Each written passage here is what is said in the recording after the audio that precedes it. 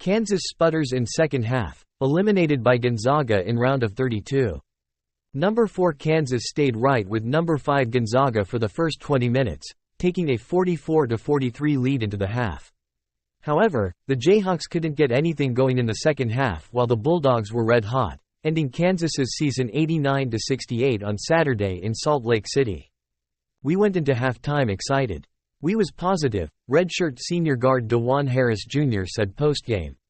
"We just needed to get some stops because like coach said, it was a shootout. So if we capitalized on the defensive end, I think it would have took care of itself."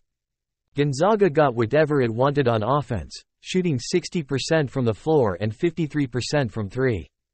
Graduate forward Anton Watson led the way with 21 points, and junior guard Nolan Hickman added 17. "It was disappointing today that there was absolutely no sign of being able to slow them down," head coach Bill Self said postgame. Senior center Hunter Dickinson led Kansas with 15 points on 6 for 15 shooting. Harris tallied a double-double with 10 points and 11 assists. "To be able to play on this stage for this program, it didn't go the way we wanted it to, but I had a lot of fun this year and I wouldn't trade it for the world," Dickinson said. Kansas made 7 of its 11 threes in the first half but was ice cold in the second.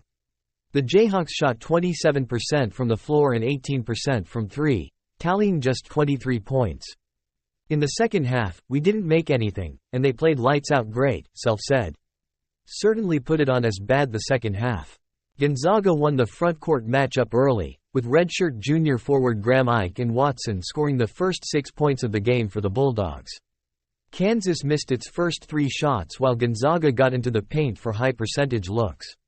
Freshman guard Johnny Furphy woke the Jayhawks out of their early slumber, scoring 6 straight after knocking down a 3 and converting a 3-point play. This sparked a 13-4 run for Kansas to take a 13-10 lead. Graduate guard Nicholas Timberlake got going as well, scoring 5 straight. The game drew close after the alternating runs to open the game.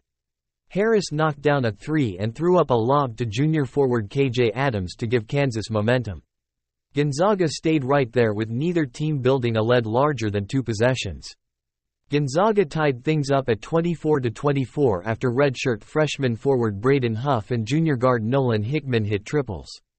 Kansas hit a lull, going 1 for 11, but stayed locked in on the defensive end to keep the game tied. The Bulldogs took the lead as junior forward Ben Gregg started to heat up. He hit a 3, posted up against Adams for a bucket, and fired an assist to Huff.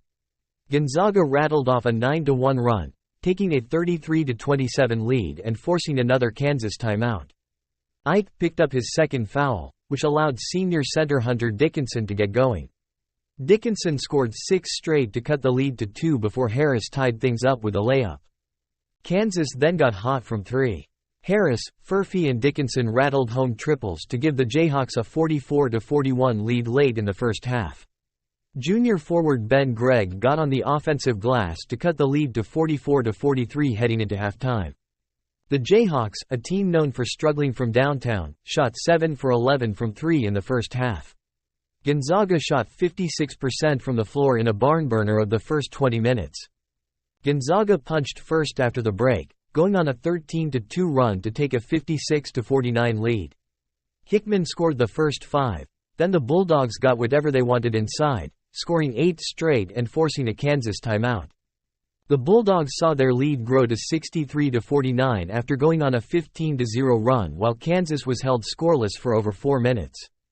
Dickinson broke the drought, but the Jayhawks trailed by 13 heading into the under-12 timeout. Another prolonged scoring drought put the nail in the coffin for the Jayhawks. Kansas went 7 minutes without scoring as Gonzaga extended its lead to 74-53 with a 3 from freshman guard Dusty Stromer. Kansas's freshmen made contributions late, with guards Jamari McDowell and Elmarco Jackson picking up buckets in transition. However, the Bulldogs rolled to a blowout, with the walk-ons getting their taste of March basketball late. Kansas's season ends with a 23-11 record and a round of 32 exit. The Jayhawks got eliminated in the second round for the